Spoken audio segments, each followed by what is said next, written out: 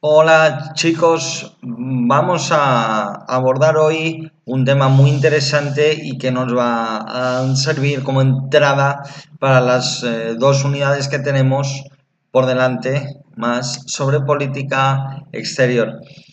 Veréis, la política exterior de los estados, digámoslo así, que es aquella parte de la política general, es decir, de todas las políticas que un gobierno, que un ejecutivo tiene para decidir cómo gestiona o cómo lleva al día del Estado. Bueno, pues son políticas formadas por el conjunto de decisiones y actuaciones mediante las cuales se definen los objetivos ni se utilizan los medios de un Estado para generar, modificar o suspender sus relaciones con otros actores de la sociedad internacional. Es decir, la política exterior sería la manera en la que un Estado, o mejor dicho, los gobernantes de un Estado, planifican, ejecutan y controlan una serie de acciones que tienen por objetivo relacionar a su estado con otros estados. Digamos que es la planificación de las relaciones internacionales que un estado quiera tener, ¿vale? Ahora bien, una cosa muy importante de la política exterior es que, aunque hablemos de política exterior de países, la política exterior depende únicamente de aquellos tomadores de decisión. A lo largo del vídeo vamos a hablar mucho de dos cosas, de actores en los procesos de toma de decisiones en política exterior y de los propios procesos de toma de decisiones, que lo vamos a ver aplicado en la película 13 días que vamos a ver en la siguiente clase. Vamos a ver ahora unos pequeños elementos de la política exterior de cualquier estado. Lo primero es que la política exterior tiene un carácter exclusivamente estatal. ¿Por qué? Porque el Estado es el único sujeto que tiene capacidad jurídica reconocida internacionalmente, es decir, el resto de estados de la comunidad internacional lo reconoce como tal y por tanto soberano, y tiene capacidad política plena, autónoma y eficaz, tanto a nivel de soberanía interna como de soberanía externa. Esto ya lo vimos en el anterior semestre cuando veíamos los elementos constitutivos del Estado. Lo segundo es la íntima relación que hay entre la política exterior y la política interior. Veréis, durante mucho tiempo hubo una corriente académica que sostenía que la política exterior estaba de alguna manera disasociada de la política interna. Sin embargo, no podemos separarlas porque ambas son dos esferas de una misma acción del Estado. Y yo no puedo hacer a nivel de política interior una cosa y la contraria o la opuesta a nivel de política exterior. Y un ejemplo es, yo no puedo hablar en foros internacionales de que yo defiendo los derechos humanos si luego internamente estoy reprimiendo a mis ciudadanos. Entonces, eso no puede darse. Entonces, una característica muy importante que vais a ver en los procesos de toma de decisiones de política exterior es que siempre se pone un ojo en lo internacional, pero un ojo también en la política interna que tiene ese gobierno o ese Estado. Y luego algo que a veces suele olvidarse. Una buena política exterior contempla fines, objetivos y medios. Entonces, toda política exterior tiene unos fines y unos objetivos claros, especificados, y que incluso te puedo decir que son medibles, y tienen también que tener los medios específicos para cumplir con esos fines o con esos objetivos. ¿Qué ocurre si tenemos un Estado que no tiene objetivos bien definidos? Bueno, su política exterior será reactiva. ¿Qué significa que sea reactiva? No es ni más ni menos que simplemente responderá a lo que otros hagan. No va a ser el que sea proactivo, el que se adelante a los demás, el que intente marcar agendas, ¿no? Esto lo vais a ver mucho en países con pocos recursos económicos o con una débil institucionalidad.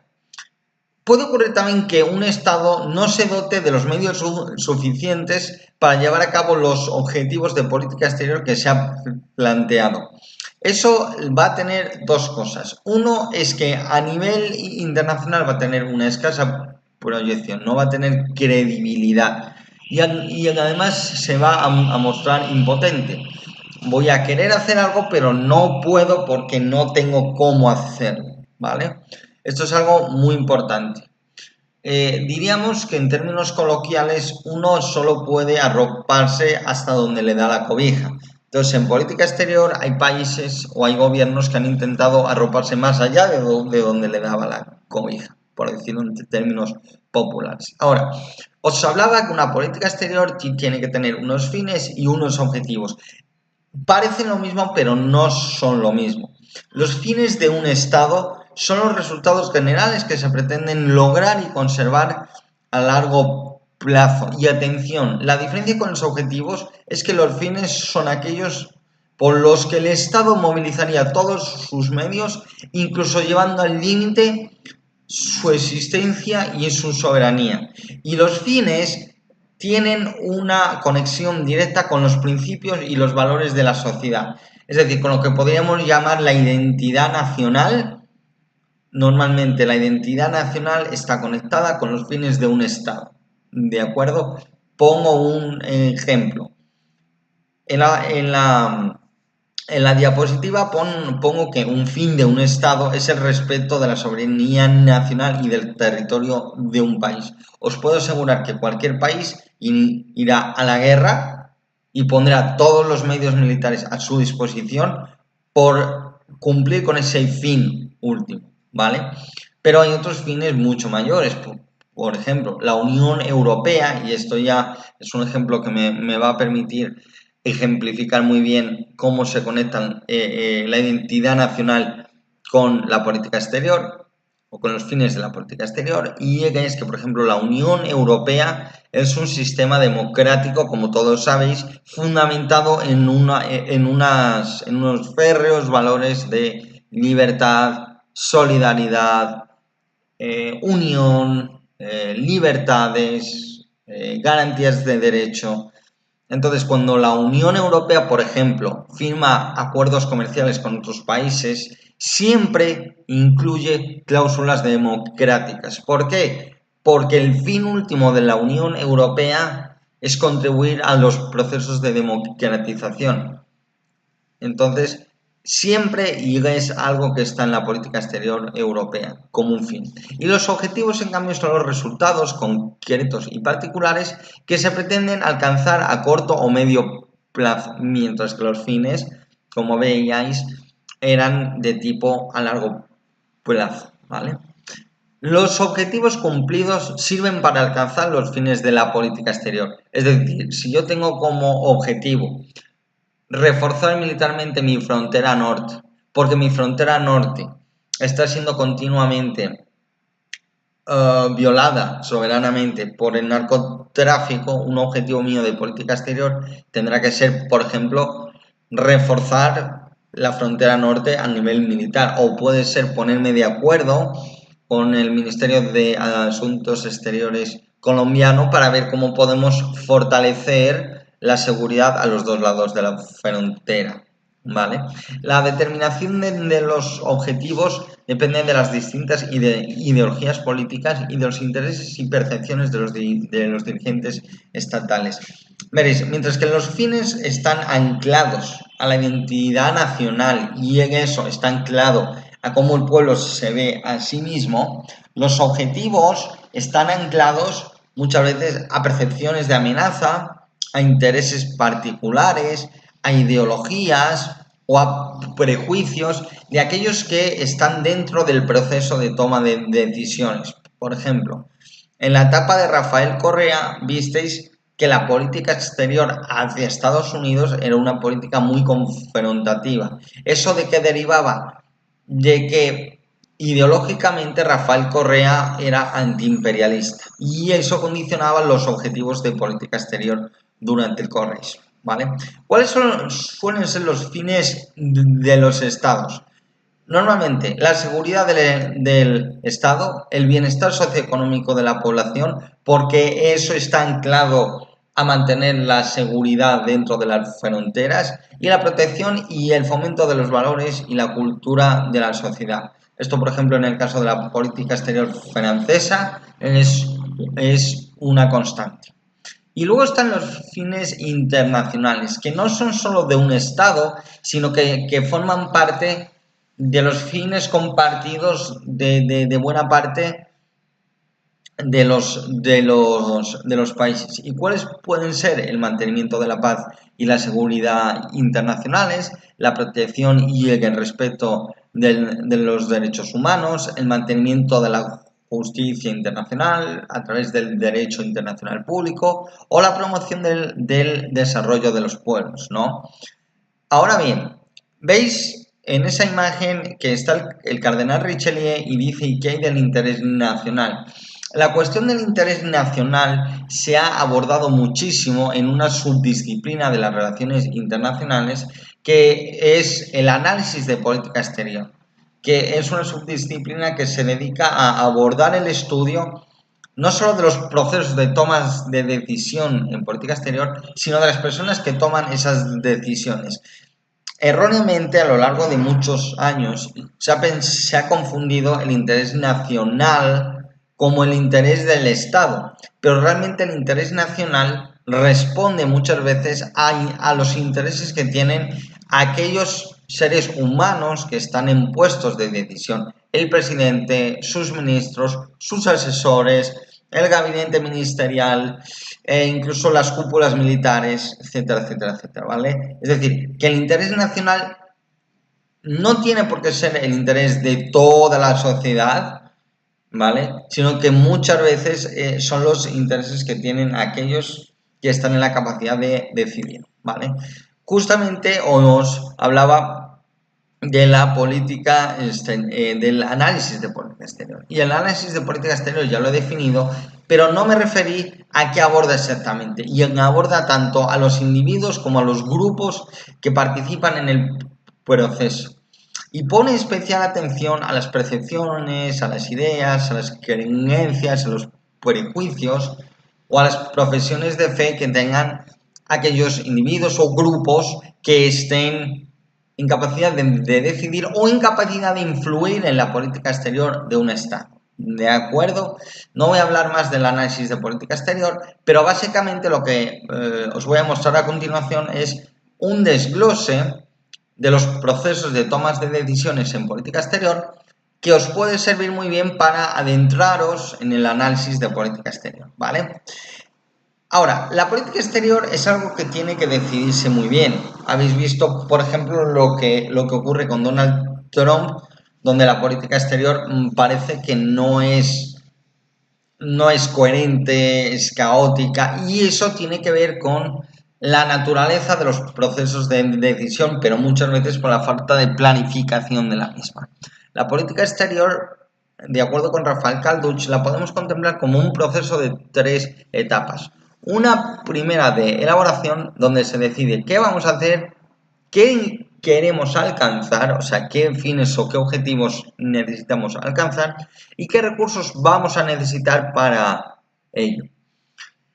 Luego tenemos la etapa de ejecución, donde ponemos en marcha las decisiones que hemos tomado en la etapa anterior.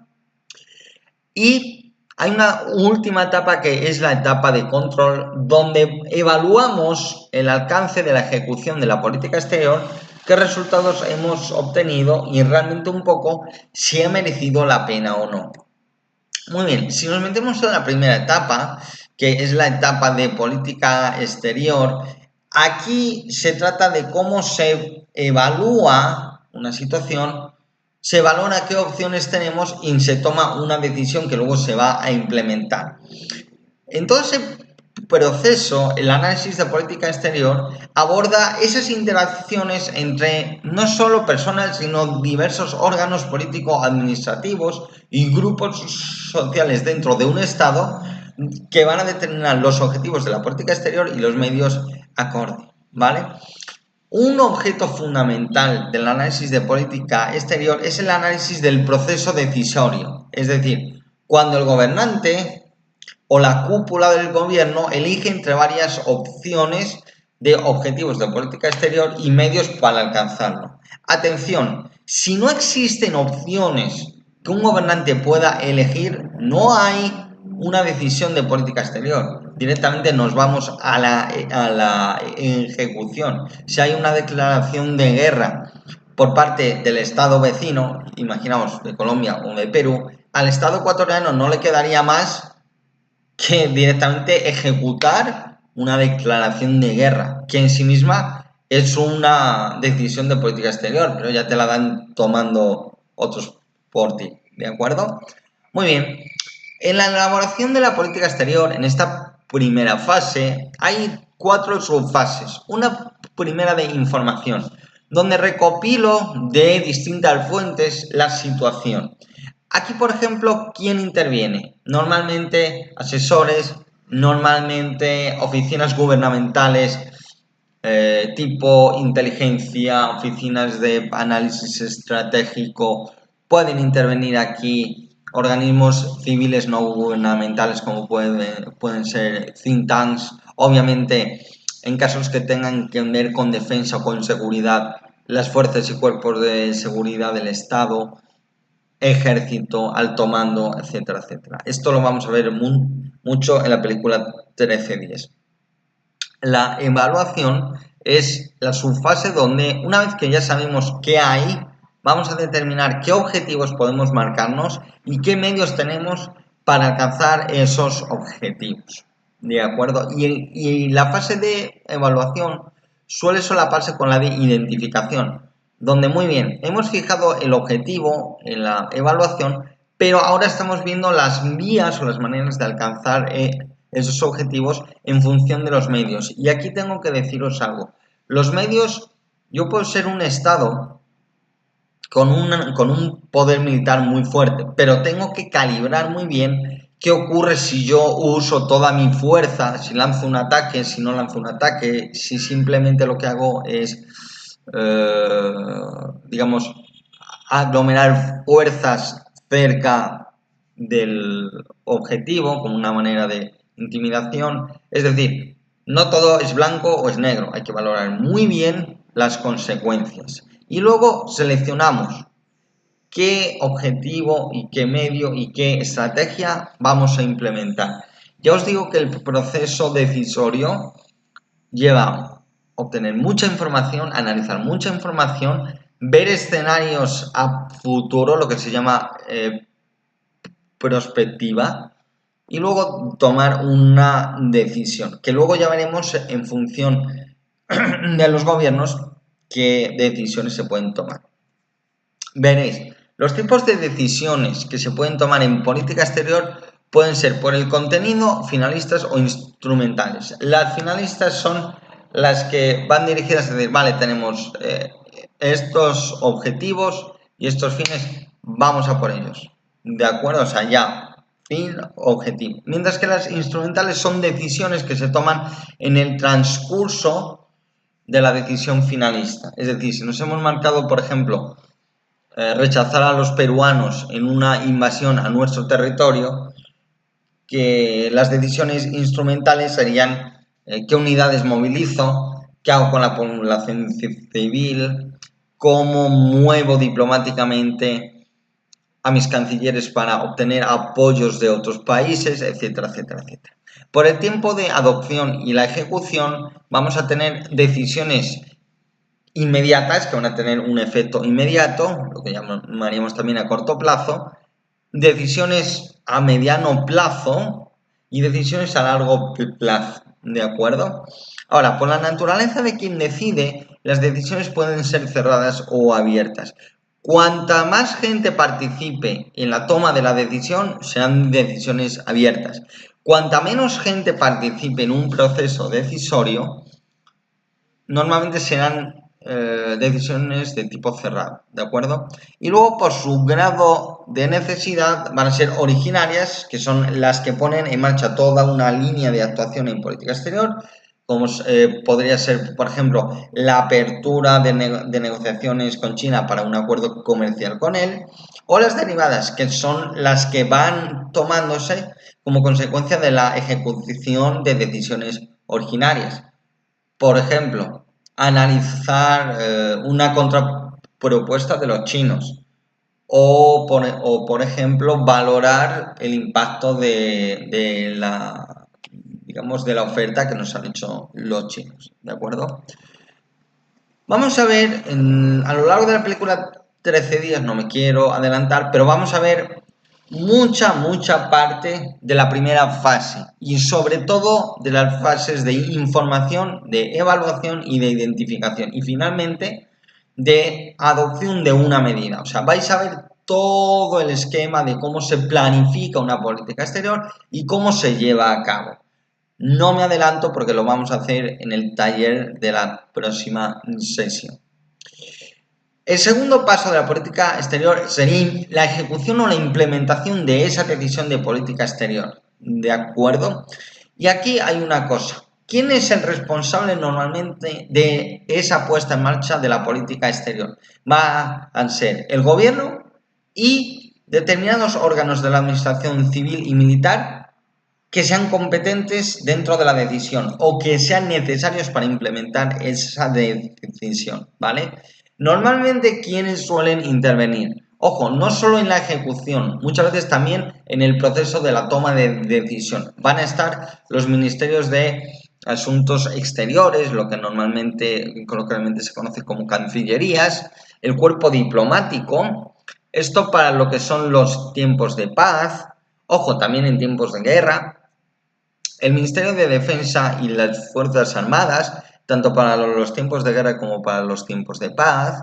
No penséis que los ejércitos no son un instrumento de política exterior en tiempos de paz. Muchas veces mandar soldados a un país pobre para entrenar a sus fuerzas armadas puede contribuir a la paz o a la estabilidad de ese territorio. Y luego, en función de la naturaleza de la decisión o del tema al que corresponda esa decisión de política exterior, vamos a ver otros ministerios o otros organismos que van a participar. Economía, el Ministerio de Cultura, el Ministerio de Educación, las agencias nacionales de cooperación al desarrollo, por ejemplo. Una pata muy importante de la política exterior española es la Agencia Española de Cooperación Internacional, ¿vale? Es fundamental. Ahora bien, algo importante, os había dicho yo que la planificación de la política exterior había que tener muy en cuenta cuando mirabas alternativas qué consecuencias podía tener para ti. Bueno, pues en la ejecución también. Y resulta que en esta fase se está muchas veces condicionado a las reacciones que la implementación de esa política suscite en otros países del sistema internacional. Un buen ejemplo es lo que pasó en Irak cuando se descubre por medios de comunicación fotografías de tortura a prisioneros en Irak después de que Estados Unidos invadiera y se hiciera con el control del país. Esa política exterior norteamericana fue muy criticada, generó una muy mala imagen y sirvió para dos cosas. Uno, para que Estados Unidos replanteara todo el programa de torturas sistemáticas que, digamos, lo denominaban con el eufemismo de programa de información contraterrorista. Y la otra es que muchos grupos de insurgentes iraquíes comenzaron a ser mucho más agresivos con las tropas norteamericanas en suelo iraquí. Y luego la tercera y última fase del proceso de política exterior es el control de la política exterior, que ya hemos dicho que aquí de lo que se trata es de evaluar qué resultados se han logrado, verificar si se han conseguido los objetivos y los fines planteados y ver qué ha ido bien y qué ha ido mal para poder rectificarlo si es que amerita, o bien para aprender lecciones para otros futuros conflictos, ¿vale? Como bien digo aquí, es el último paso de la política exterior, pero es el inicio de nuevos procesos decisorios. Ahora, el control de la política exterior puede ser nacional o internacional, ¿vale? Y lo internacional suele hacerse, por ejemplo, a través o de organizaciones internacionales gubernamentales o de tribunales internacionales, como es el caso del de la Haya. Cuando es el control político se mide en forma de éxitos o fracasos que pueden llevar, por ejemplo, a que en las urnas un presidente no sea reelegido o sea reelegido, o que por ejemplo pierda muchos apoyos internos y luego el resto de su mandato lo va a tener muy difícil para sacar sus decisiones. Un caso muy concreto es el de Bahía de Cochinos, donde la CIA salió muy mal parada y Kennedy salió bien parado porque no autorizó el bombardeo aéreo, ¿vale? O en la crisis de los misiles de Cuba fue un éxito total de Kennedy el haber logrado la retirada de los misiles soviéticos, como ya vamos a ver en la película. Y luego el control jurídico puede darse a nivel nacional o internacional, y aquí de lo que se trata es de valorar si las acciones que llevó a cabo un Estado son lícitas o ilícitas, y aquí normalmente el control va a quien tomó la decisión y a quien participó de la ejecución, ¿de acuerdo? El caso más típico, que no lo pongo aquí, se me olvidó, pero es muy claro, son los juicios de Nuremberg. Sí, sí, fue un control jurídico de una política exterior expansionista nazi, ¿de acuerdo? Aquí os pongo dos casos. Uno fue la matanza de Srebrenica, donde tropas serbias arrasaron esa localidad serbo-croata, y entonces a los líderes políticos y militares que participaron de la decisión de cometer esa matanza han sido juzgados por el Tribunal de la Haya. O luego, por ejemplo, los bombardeos sobre Libia para proteger Benghazi. En este caso, no se juzgó jurídicamente eso. Lo que se hizo fue obtener el aval del Consejo de Seguridad de Naciones Unidas para bombardear a las tropas del régimen de Gaddafi con el objetivo de que no entraran en Benghazi a sangre y fuego.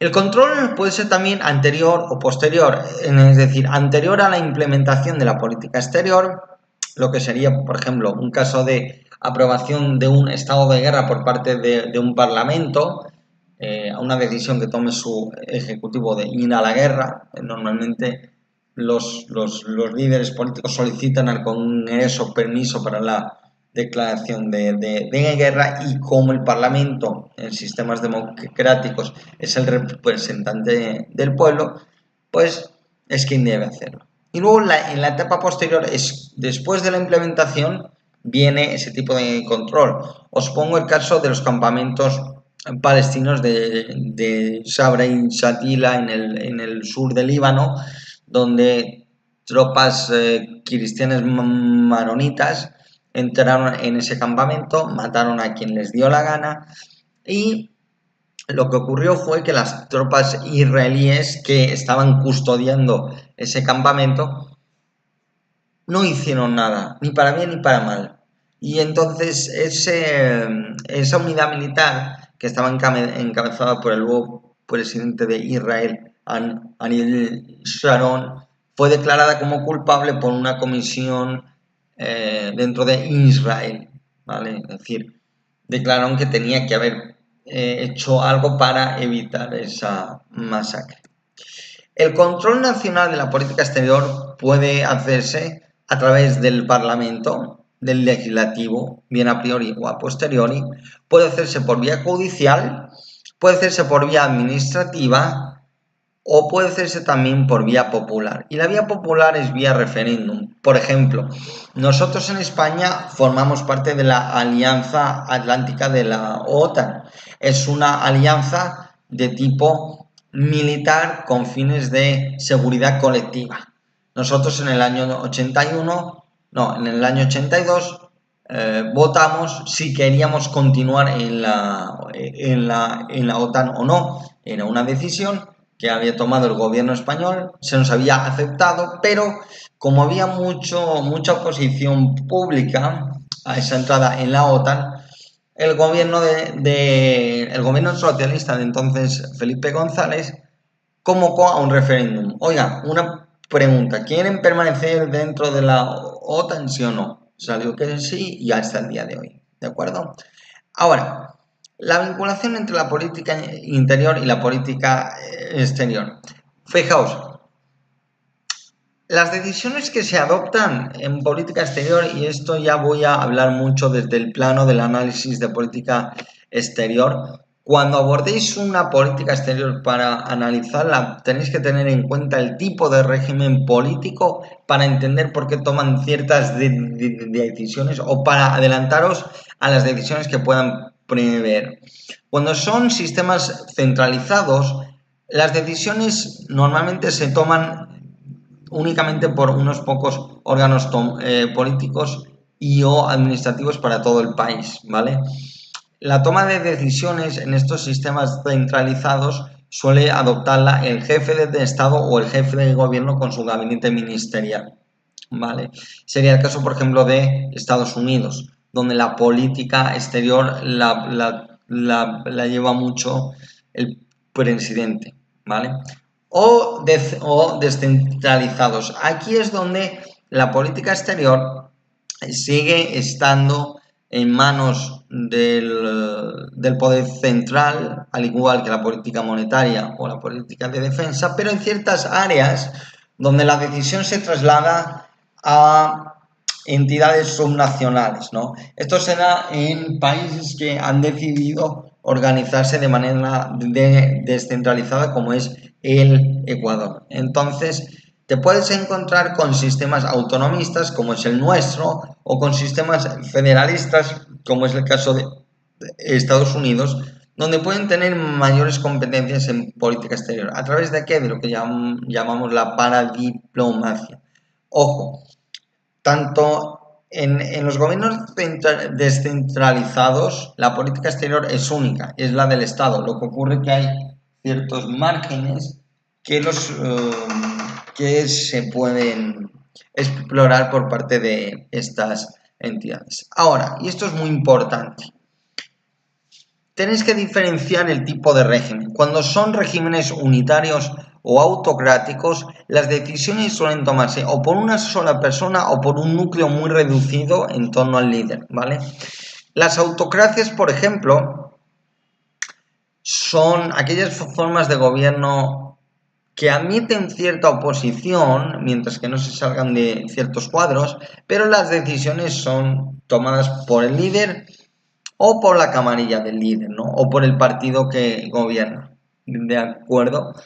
Una autocracia, por ejemplo, podríamos decir que era la de García Moreno, ¿vale? Que tomaba buena parte de las decisiones, admitía cierta oposición, pero ya sabéis que también tenía mano dura con ella. Y luego tenemos los totalitarismos. Los totalitarismos son regímenes donde no se admite ningún tipo de oposición, es decir, son perseguidos. Y aquí tenemos que diferenciar entre dictaduras personales, como puede ser la de Corea del Norte o la de la Unión Soviética, sobre todo en la etapa estalinista, al que veis en la foto, donde las decisiones en política exterior la toman los líderes, ni siquiera las camarillas, son los líderes. Y luego tenemos las dictaduras institucionales. Estas son dictaduras totalitarias, pero donde hay un grupo que ostenta el poder de manera totalitaria. Y he puesto dos ejemplos. La dictadura militar argentina, sobre todo en tiempos de Videla, que aunque Videla era la máxima expresión, era el conjunto de generales en torno a un líder a los que tomaban las decisiones, o el caso de Irán, por ejemplo, donde sí, aquí veis al Ayatollah Khamenei, pero tiene también un consejo de ayatollahs alrededor que junto a él toman las decisiones. Ahora, al otro extremo tenemos los regímenes pluralistas, que son la mayoría de los sistemas democráticos donde está la división de poderes que contrapesan unos con otros. Y aquí tenemos tres tipos de regímenes. Los presidenciales, donde el presidente, el jefe de Estado, suele ser también el jefe de gobierno, y él tiene tanto poder que la política exterior suele determinarla él. Es el caso de Estados Unidos o de Francia. Luego tenemos las democracias parlamentaristas bipartidistas, donde hay dos fuerzas políticas que se turnan en el gobierno y donde las políticas se consensúan. Aquí podríamos tener también el caso de Reino Unido, donde hay dos partidos tradicionales, el Partido Conservador y el Partido Laborista, también está por ahí el Partido Liberal, pero lo bueno es que se turnan en el poder, pero suelen consensuar la política exterior. Por eso, por ejemplo, veréis que en aquellos regímenes democráticos donde existe un alto nivel de consenso político entre los distintos partidos, la política exterior suele ser estable y suele estar guiada siempre por unos fines muy bien determinados y unos objetivos muy bien determinados. Esto lo veis, por ejemplo, en el caso francés o en el caso norteamericano. Da igual quién gobierne, ¿ya? Y da igual de qué partido sea el que gobierne. Hay líneas rojas que no se sobrepasan. Y luego están los sistemas parlamentaristas multipartidistas, donde hay varias formaciones que compiten por alcanzar el poder, no se turnan, a veces son alianzas de partidos, etcétera, etcétera, y donde las políticas a veces son consensuadas y otras no. Este podría ser el caso, por ejemplo, de Ecuador. Y aquí hay un problema. Cuando las políticas no son consensuadas en absoluto, entramos a que la política exterior empieza a tener problemas. Porque se supone que la política exterior no debería cambiar mucho con independencia de qué gobierno llegue. Una constante, no solo en Ecuador, sino en muchos países de América Latina, es que como los regímenes suelen ser presidencialistas, con independencia de qué partido vengan, pero suelen ser presidencias donde el papel del presidente es muy relevante, se habla en círculos académicos de hiperpresidencialismo. Las decisiones en política exterior son gubernamentales, no son del Estado, es decir, no se guían por fines del Estado, sino que se guían por intereses particulares del partido que gobierna o del líder que gobierna. Entonces, eso hace muy cambiante la política exterior de los países. Y de hecho, esa es una de las razones por las cuales, por ejemplo, los mecanismos de integración regional en América Latina o no fracasan o se solapan o quedan enclaustrados. Y esto se debe a que con cada cambio de líder político en los países hay un cambio también de política exterior y muchas veces se prioriza la integración, otras veces no, etcétera, etcétera. El caso más palpable que tenéis es el de el auge y caída de UNASUR, que os adelanto, será la misma auge y caída que tendrá el organismo con el que pretenden sustituirlo, que se llama Prosur, ¿vale? Solo para cerrar esta clase, os digo que cuando analicéis políticas exteriores, tengáis en cuenta que cuanto más democrático y plural sea un sistema, habrá más instituciones que participen en la formulación de la política exterior. Sin embargo, en países autocráticos o totalitarios, habrá que observar las personas o instituciones políticas o religiosas que detentan el poder político, ojo, decisivo, que tienen la capacidad de dar realmente o de tomar la decisión o de influir mucho en la persona que decide, con independencias de cuáles sean sus competencias reconocidas jurídicamente y su ubicación orgánica. ¿Qué significa esto? Veréis, en Ecuador el secretario de la presidencia aparentemente no jugaría mucho papel, ¿vale? Pero normalmente son figuras que tienen una gran capacidad de influencia en las decisiones que adopta el presidente, ¿vale? No solo a nivel de política exterior, sino a nivel de muchas cosas. De nuevo, en Ecuador, por ejemplo, visteis que durante el periodo correísta el tándem Rafael Correa-Patiño fue algo muy sólido, y en eso se deriva porque los dos tienen o tenían el mismo pozo ideológico, unas experiencias vitales similares, y entonces digamos que los dos formaban un binomio muy potente a la hora de tomar decisiones, ¿vale? Entonces estas son las cosas que tenéis que observar. Ah, y una última cosa que se me olvidaba. No podéis pasar por alto la influencia que en los procesos de política, de toma de decisiones de política exterior, tiene la presión de la opinión pública, que suele ser muy fuerte, y los grupos de presión. En el caso de la opinión pública tenéis una imagen muy, bueno, está tomada de la política de la película Forrest Gump, pero hace referencia a cómo la presión pública, luego de que la prensa empezase a sacar la realidad de lo que estaba sucediendo en la guerra de Vietnam, lo que impulsó finalmente al gobierno de Nixon a retirarse de Vietnam. En el caso de abajo, en el cartel que veis de No a la Guerra, fueron las manifestaciones que entre 2002 y 2003 en todo el mundo se salió a la calle para defender que no se interviniera en Irak. Yo participé en algunas de esas manifestaciones que ahí ilustro. Y luego están los grupos de presión. ¿Quiénes son los grupos de presión? Son grupos normalmente políticos o industriales que tienen intereses en que se adopte cierta medida de política exterior y que pueden inclinar la balanza hacia una decisión u otra. ¿Qué grupos de presión hay? Pues, por ejemplo, como decía Eisenhower, en Estados Unidos, el complejo industrial militar que mueve mucho dinero es un lobby muy influyente. Pueden ser, por ejemplo, grupos de oficiales que tengan una percepción muy negativa sobre un país en torno al cual se está elaborando una política exterior. Caso, por ejemplo, de Rusia o caso de China, por ejemplo.